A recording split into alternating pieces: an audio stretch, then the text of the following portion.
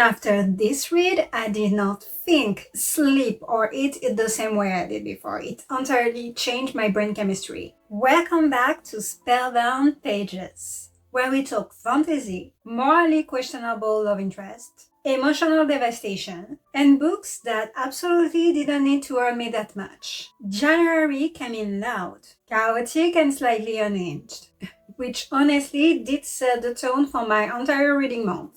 So let's do a January wrap-up, and then I will tell you what I'm hoping to read in February. This felt like coming back to a dangerous cozy world I already love. Rome finally get his story, and it was deeply satisfying. He is paired with a fallen angel who is trying to earn a way back to heaven. The romance is tender and intense, even if at times the connection moves a little fast, but it is all explained later, and it all makes sense later on in the book. And let me tell you, emotionally, it still hits. Now, let's be honest, it is not my top and favorite book of all the Eden series. Nothing can top Mephistopheles, to be honest. But it is a solid, comforting, emotional, demon-filled read. Now this, yes, 6 stars. And no, I will take no question about this. This entire series that honestly should be read as one book. That's my opinion here, because it's like 600 pages for all 5 books. It is brutal, addictive, and emotionally unhinged in the best ways. And after this read, I did not think, sleep, or eat it the same way I did before. It entirely changed my brain chemistry. Lana Myers is iconic, terrifying, brilliant, and unforgettable. I said what I said. And the twist in the books genuinely shocked me. I finished this series although emotionally rearranged and fully loyal to this FMC forever. In Lana Myers, we trust. I love her to bits. One of my favorite FMC of all times. I would burn the world for her. Now, this reread, this second time around, did ruin me. Yes, all over again. And honestly, knowing what's coming just hurt me even more. Every glance, every quiet moment does hit harder. And Thera's healing arc does feel raw and earned. And the Night Court feels always like the perfect fan family. It's just an emotional home at this point. It was like coming back home, all over again. I have no notes, it's still perfect, it is still devastating. This one sneaks up on you emotionally, because recent habitat makes sense in a quiet and grounded way. But there is also angst, done perfectly, which is rooted in fear and responsibility, rather than a lot of drama. Now, let's be honest, the family dynamic in this book, especially with Milo, is honestly what truly elevated the story for me. And yes, once again, it is not my favorite in this series, in the Rose Hill series. I mean, nothing can top off Wide Eyes, but even though it is tender, mature, and still deeply satisfying, it might honestly at this point be my second favorite. I tried. I really did try, and I thought I would like this book. This was supposed to be dark and obsessive, a stalker romance, right? But at the end of the day, it just made me confused and tired and annoyed. The NMC and even the FMC, all of the characters made wildly unrealistic choices, and to me it was even stupid sometimes. So I didn't connect with the characters at all, not any of them. And the romance, because of this, felt entirely hollow. And the tension didn't work out for me. It wasn't there because of that, I guess. At one point, I just disconnected entirely with the book. The characters, the plot, everything. So yeah, I finished the book, even though, but entirely annoyed. Not intrigued, and I won't read the second one. Now this, I went in expecting cute nostalgia, you know? I mean, who didn't see the movies of Tinkerbell, right? When they were younger. I did, honestly, and I loved them. But it left me emotionally damaged. I was not expecting that. It hurt me. This book balances whimsy and heartbreak, and it does it beautifully. The romance is slow, aching, and devastating in a quiet way. If you want real yearning, you got it right there. Clarion and Memory absolutely wrecked me, but they did it in the best way. Especially the ending, it was bittersweet. So yeah, prepare your tissues because you're gonna cry. So it is absolutely Pixiolo vibes, but make it emotionally little. I finished the series this month, and I did not expect to like this one that much. It's honestly my second favorite after Liver and Lark. Almost at the same love for them. Almost. But Lachlan, you still got my heart. Because this book crept into my heart and just refused to leave. Fiona and Rose did do something tender, emotional and deeply intimate. The letters, the tarot cards meanings, the symbolism everywhere, and the quiet devotion. Oh my god. But it also made me laugh. And yes, it absolutely did make me cry and clutch at my chest multiple times. It was honestly a perfect, soul-satisfying conclusion to the trilogy. So yeah, if I had to rank that trilogy, it will be Liver and Lark, Seed and Sparrow, and Butcher and Blackbird. I said what I said. Not sorry. Liver and Lark will always be my favorite. Then it's Seed and Sparrow, and then it's Butcher and Blackbird. But don't get me wrong, I really enjoy all three. And yes, of course, to finish the series, I had to read the little novellas, right? Just to get a bit more of Lachlan and Lark, and also of Sloane and Rowan, right? That I didn't met since a while, last year. No, the year before even. So this little novella just felt like reunited with old friends. Just the most chaotic one, at 2 a.m. It is short, indulgent, and absolutely very aware of what it's doing. It is giving fun vibes and a little nostalgic mayhem. It is absolutely worth it to read it. At least I think so. I enjoyed it. Because the fun family energy in this little novella is immaculate. And yes, let's be honest, the raccoons just stole the show. I love it so much. The sweet little last treats for this series done right.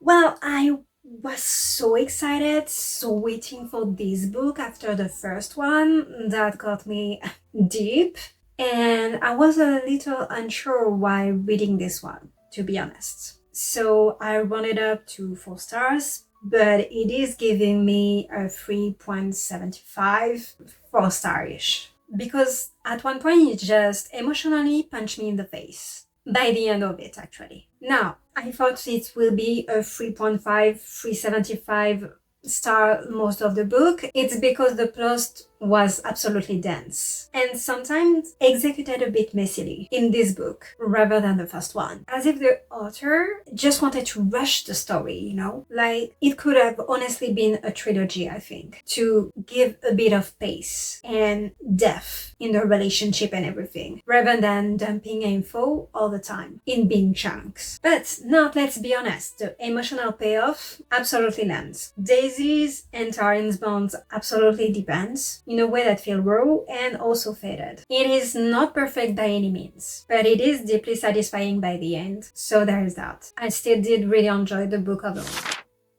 Now I know this is a controversy book and I'm gonna explain myself, but because I want you to be aware if you decide to read it. This is a dark romance that does not pretend, not even once, to be healthy. This is not healthy. It is intense, toxic, and at times it is also a bit repetitive, no matter it is about the kind of the scenes or also the smut. There is a lot of smut. And I'm saying not spice, I'm saying smut, because this is a smutty book. And it is told as such when you look into it before reading it. And somehow I did not get bored, not even once. And it is still very addictive and entertaining, at least for me. Now please check your trigger warnings, because a lot of people think there is absolutely no consent in a lot of those scenes when there is implicit consent. It is not clearly said, but it is implicit in many ways. Now, For some of you that have read Hunting Adeline and remember the gun scene with Adeline, there is a lot of scene that will remind you of that type of implicit consent. That is not true consent, not at all. Just be warned. This is also a book that is really misogyn, so be aware. I absolutely enjoyed it for what it is. Riot is deeply flawed, and I loved him. Blakely is divisive, but you know what? She also bites back, and that's why I really liked her. And the power dynamic between those two are uncomfortable by design. It is not a comfortable book, and if you respect your limits and don't read this book if you feel that's not for you, but on the contrary, if you know that you could enjoy that as a fiction book, then keep in mind this is absolutely worth it and a wide ride. So enjoy it.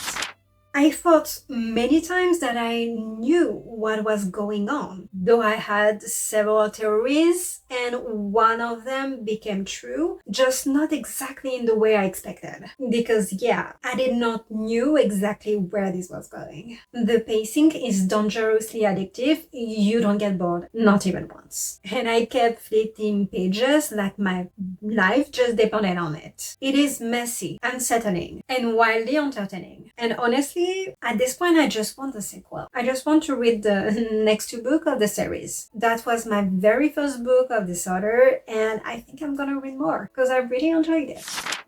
I maybe shouldn't have started this series with this book, to be honest. That wasn't my brightest idea. But hear me out. I don't regret it. Not entirely. It's just that it was supposed to be a series on its own and to have two other parts released, but Carissa Broadbent didn't have the time, so there is none. So be aware of that. There is no follow-up yet to this. Now, it is immersive, intriguing, and yes, again, it is very much part of a larger story. It feels like it, because it was written to be one. But about the world building, about the background plot that I'm sure I will find in the trilogy, The War of Lost Hearts, and that I'm going to read next, then yes, I have absolutely a ton of questions, and I am sure I will find answer in those. I'm desperate for them. Now, Max, the MMC and main character in this little novella, absolutely got my attention, and I need more of him in those also 3 next books, which I know is gonna be there, so I cannot wait. And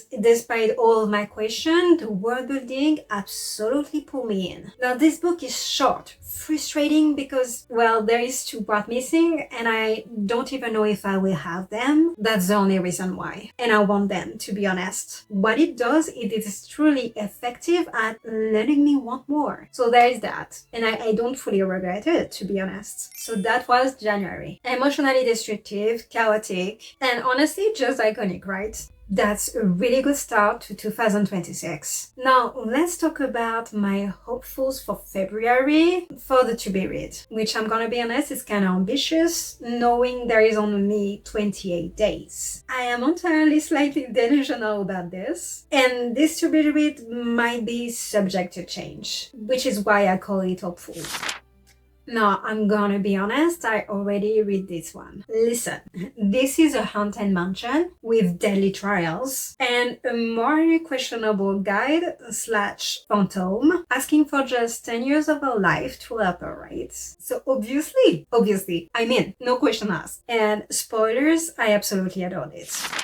Now, this is another book club pick, and this is Tarot Magic, Immortal Politics, and a rage-fueled FMC, who is absolutely done playing nice. Celeste, right? Now, the promise is enemies to lovers. If they try to date each other, this will be true, otherwise it's hate to lovers, and I'm going to tell you once I read it.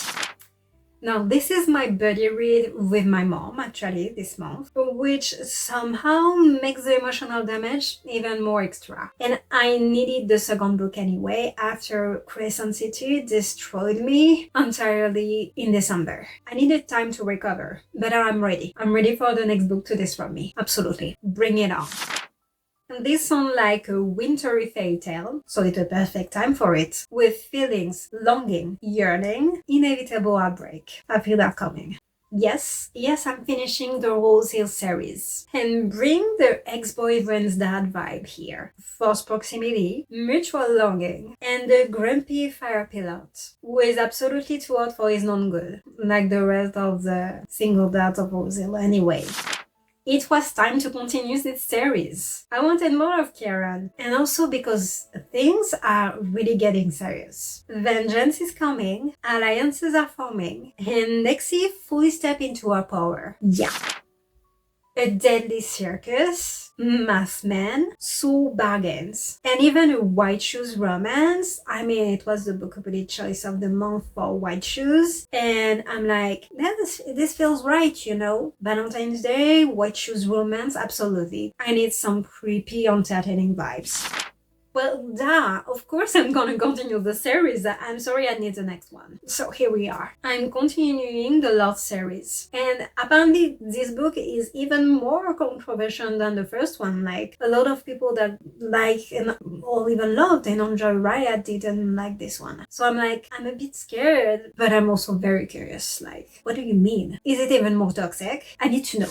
No, I couldn't get this month because at the end of the month we know it's Chinese New Year's, so I needed something in that vibe. Well, two things. This one first, and this feels absolutely like the perfect choice. Forbidden knowledge, palace intrigue, and a woman becoming dangerous in a world that absolutely doesn't want her to be. And I also added this one for the same reason, because this also has been on my to-be read forever now. Chinese New Year just feels like the right moment to read it. Immortals, mythology, forbidden love, and also epic quests. What could I ask more of, right? And that's it for the hopefuls. Now, if you are about to read any of this, or wants to read any of this, or added to you to be read any of this, please let me know in the comments. Because I love to know that actually, and that maybe I enabled some bad bookish decision, or maybe the best ones. And if you have also a February to be read or hopefuls that you are super excited about and want to share, please do so I can also grow my own to be read. And don't forget to also like and subscribe. That will mean the world to me. I'll see you soon anyway for more Spellbound Pages magic.